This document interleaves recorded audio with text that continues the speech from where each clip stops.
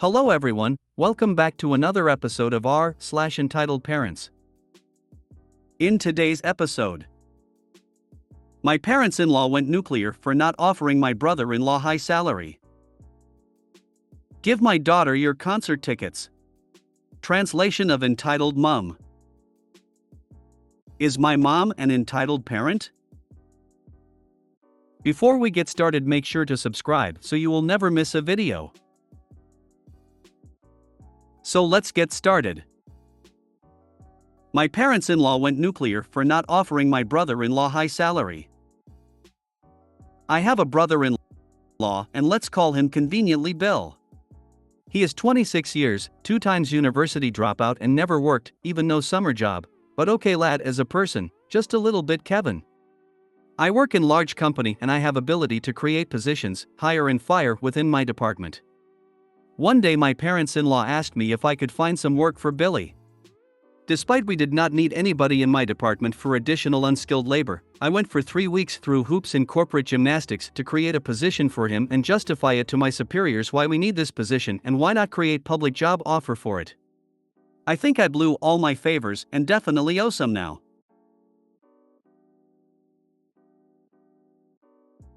The day finally came when I received contract for him from HR. He was supposed to be back office administrator or in a human language, clerk. The salary was set tiny bit under national median for this position, but I simply could not justify more. This weekend I brought the contract to Billy, who lives with his parents, and present him the contract, and here we go. For perspective, $1,300 netto here is average living cost for a single person outside of city centers. Me, and here is your salary, the bottom line, which shows what will appear on your bank account after tax and social security. Billy, €1,300 is not much, is it? Me, it is entry position and your job is really just pulling from archive or archiving with occasional data entry, but see here, I pointed at benefits, each year you are eligible for certain salary increase. Billy, I thought I will become your partner or something like that. Me, well you going to be something like my assistant. When I need something, I will tell back office manager and she might assign it to you. His father joined in. Father, what? You are making my son your errand boy and for such pittance, this is humiliating. Me, frankly he does not have. He interrupted me. Father, everybody knows that you managers are sitting there all day doing nothing, so why my son cannot? Me, listen, I cannot make him project manager in an engineering company. If it is about money, I can put a word for him into assembly hall. They always want people and salary is way higher, but it is really hard work. Father, grease monkey? Like some Eastern Europe immigrant? Me, that's actually also quite bit qualified worker position. I meant like assembly worker on belts, hard job, but as I said better salary, including paid overtime with more vacation than I have and actually pretty decent chance of promotion. Father, why don't you put him in coal mine right away then? Or better, make him. Me, we are done here. Billy, if you do not come tomorrow at 7 a.m. to my office, I will put this offer to Ministry of Labor for active job seekers and good luck with your CV. Father, and this married my daughter. Me, door slam asterisk. Topics he called afterwards with my wife. Your husband thinks so little of us that he wanted your brother to be his lackey for $1,000 a month. Now I am happy you do not have kids yet, he would probably put them on farm field. If he abuse you let me know, I will knock his teeth out. Conclusion, he came today at 7 a.m. to my office to see those assembly belts despite wishes of his father, but with encouragement from his sister, my wife. Glad I could vent my frustration and anger with you here, dear Redditors, and at the same time amuse you. May your poop scrolling at work be fruitful. Sorry. We have no open positions that your son is qualified for. Nothing good ever comes from hiring incompetent and lazy family members. Or even friends. Be very careful of who you refer for positions at your own workplace. The only safe options are previous coworkers who you know are good workers. And even then, it's a bit of a risk. And worse yet, the horrible unfairness of this to someone struggling but more deserving, but lacking connections. So instead of thanking you for hiring their loser son, they're just entitled and rude.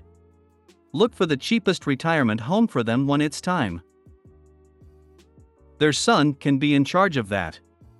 I say send them to India or Thailand.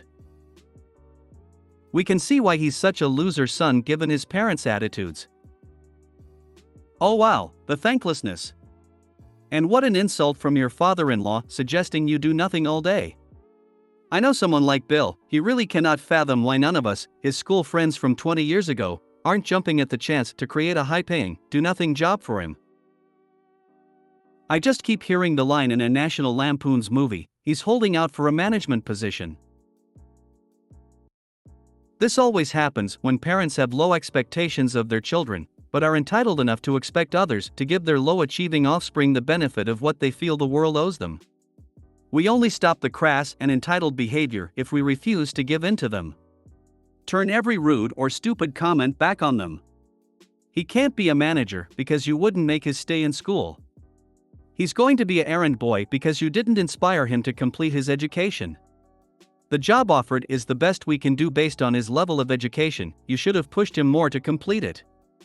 Put everything back on them and don't back down, they knew the path he was on, but expect everyone else to pick up the lack of their helping him when they could have, and now that's on him.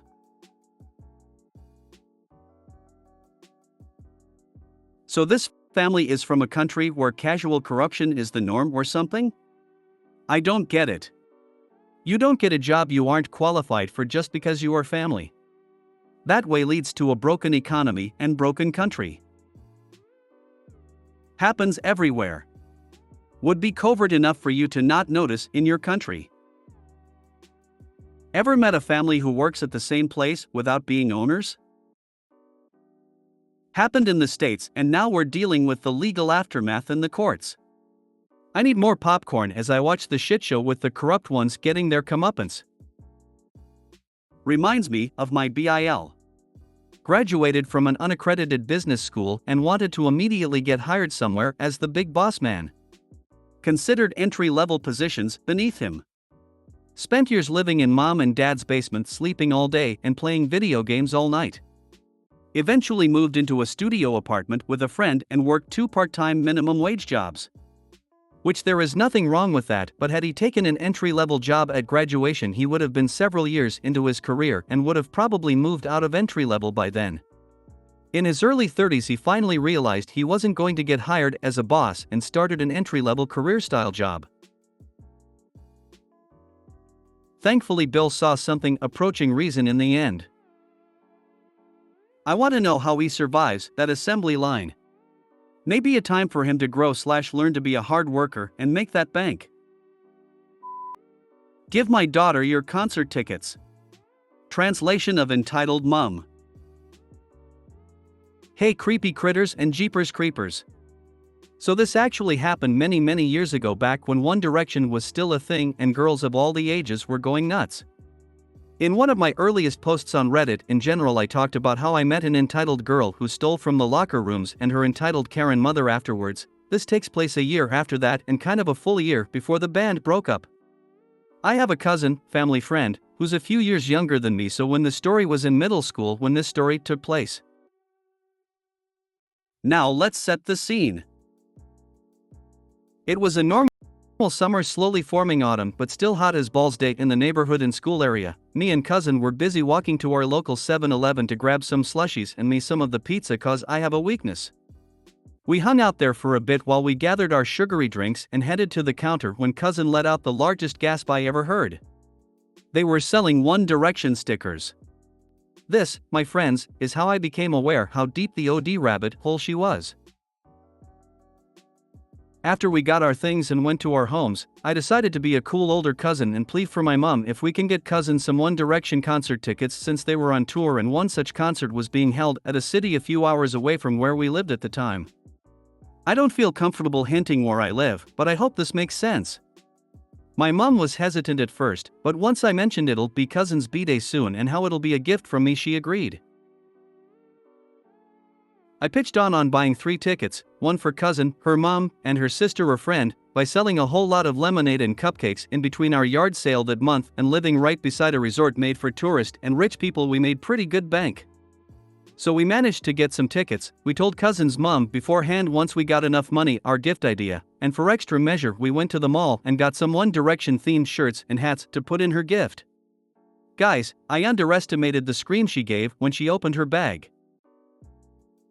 She was over the moon happy, squealing and squeezing me and my mum tight while crying onto my shirt, and I like to think this is where my gift-giving love language finally poked in and became known. Fast forward the month of the concert, cousin is eagerly packing and planning for the trip as they'll stay in the city for about half a week and leave the day after the concert, and going around eagerly talking into people's ears about the whole thing. This is when entitled brat steps in. Evie, from I knew at the time, was a bit of a mean girl in cousin's middle school, but more so a girl trying to fit that stereotype and not understanding and crying when no one can trust her with secrets or invite her to things. She was the type of girl who would go back and forth being friendly to cousin, then act all wannabe Regina George only to come back again. Evie obviously took word of cousin's One Direction trip and was getting rather close to cousin yet again, going as far as joining in our hangouts. Never thought I'd hate a kid so much at this age, but there I was fuming. Through these hangouts with EB is how me and my mom met. EB's entitled mother EM, and she honestly fits a cliche as well, but the ones of those Facebook mums who obsessed over "oh you're born under the star sign, you are not allowed to come to my daughter's birthday party," while owning a bunch of mugs that talk about how her being a mother made her drink wine, and I even remember her telling my mom how her husband is in the army, so why can't she get any discounts? During one specific hangout, just a few days before cousin, her mom, and her sister leave for the concert, me, cousin, and EB went to the local 7-Eleven and went back to cousin's place to talk. This is when EM shined brightly. I walked into the kitchen to talk to the adults, where EM is busy talking to my mom and cousin's mom about the trip planned, and I joined in cause I'm bored. I don't know what triggered it, but EM suddenly got pissy at cousin's mom and said she shouldn't have allowed cousin to go to the concert cause, quote, "Don't you know that men in bands like that are just pedophiles?" Silence. My mom and I are staring at each other in shock. Apparently not sensing the change of air, EM went on and said she and EB can just take the tickets off their hands since it'll be just a waste of money if you just threw them out. Cousin's mom's reaction? Ripping EM a freshly made asshole and free Taco Bell as she calls her out on that weird logic and kicking her and EB out. They went on their trip, enjoyed the concert, and everything was fine. Apparently, I guess EB and EM were repeatedly asking cousin and her mom about joining them on their trip, and either A, they didn't fully get it, or B, they simply told they yes, but they have to pay for their own gas and tickets, and if you know, concerts tickets are more expensive once you get closer to the actual concert. Me and cousin still talk today, and her obsession slowly morphed to Harry Styles and Taylor Swift, and I will hopefully one day go to a concert together of a band we both like. I came here just because of the sheer mention of One Direction. Yes, the rabbit hole is deep, as I am 25 and still obsessed. It would have been a cold day in hell before she got those tickets from me. Go cousin's mom. I took my niece to I think 3 1D concerts. They actually do, or rather did, a really good show. I bet. Sadly never been, didn't get too much into it. Is my mom an entitled parent? So my mom, 37, and I, female 16, have recently gotten into a debate of whether I should be financially responsible of paying a monthly bill of $200 or lower for a phone and gas bill.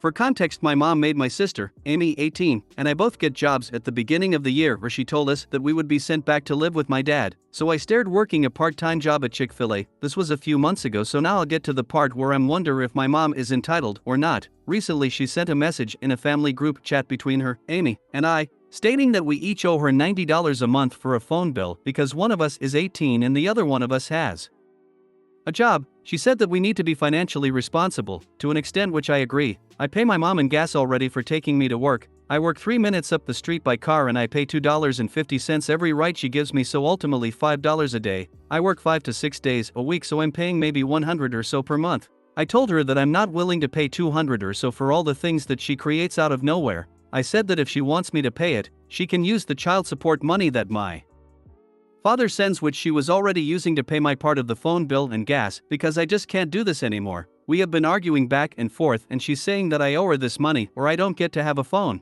What do I do? You're 16 and shouldn't be financially responsible for a phone or gas bill. Now, if you wanted the brand new phone that came out but yours works fine, then I'd say sure. But, you're right, what your dad pays in child support should go towards those bills. And, the threat to send you back to your dad's, way out of line. I'd never ask for a brand new phone or anything. I was thinking if I should just buy my own phone and data plan, but that will be really costly. My 17-year-old son works. His money is his. I pay his phone bill every month. When he wanted a new iPhone when it came out, I told him he would have to buy it himself in full and it couldn't be added to our already overwhelming bill. I also required him to give me back the iPhone he already had that I paid for. I paid my 20-year-old phone bill until he decided he wanted a different service provider. That way he could get a new phone without one lump sum. He could break it down into monthly payments on the bill. I informed him that coming off my plan and starting his own meant paying his own bill, and he was fine with that. I also have a 22-year-old that pays his own bills because he lives on his own now. You should not be paying your phone bill. If you do not drive and your mother insisted you get a job, then you should not be paying for gas. If she doesn't want the expense of driving you back and forth, she should have not insisted you work. You are underage and your mother gets child support payments. Child support isn't for your mom to get a spa day, jewelry, or take a vacation. It's to use for your upkeep. Food, rent, gas for the car when she drives you to work, clothing, and bills like the phone bill. My daughter graduated from college a few years ago and moved far away. We still pay her phone bill. I would advise you and your sister to talk to your dad. You should have chores, but paying bills that are already covered by other payments sounds like a money grab. You are the underage dependent here. I did talk to my dad and he was basically saying that he will call and ask about it. My phone bill is $45 a month. Yeah, some companies charge more, but $90 seems like a higher end bill, but it could be your area. The average amount a person pays for gas per month is between $150 to $200. That's taking into account running errands and going to fun places. You're just going 3 minutes up the street, a mile tops? Doing that 2x a day. And the average MPG for a car is 25.4. So this seems odd to me. Look into the prices near your area. Yeah, I get that she wants you to be financially independent, but the prices seem steep. Talk to your dad about what's going on and see if he has any insight. My sister and I both think she's trying to milk us out, but I don't really have the money to give her. While you are under 18, she is responsible for you financially, so no, you should not be forced to pay. At 18, it is reasonable to expect to contribute to the household. My 18-year-old daughter pays half her car payment and half her insurance. So $150 a month. At 16, I never made her pay for anything. If you made it to the end of the video, thanks for watching. Don't forget to like, subscribe and share, and we will see you in the next video.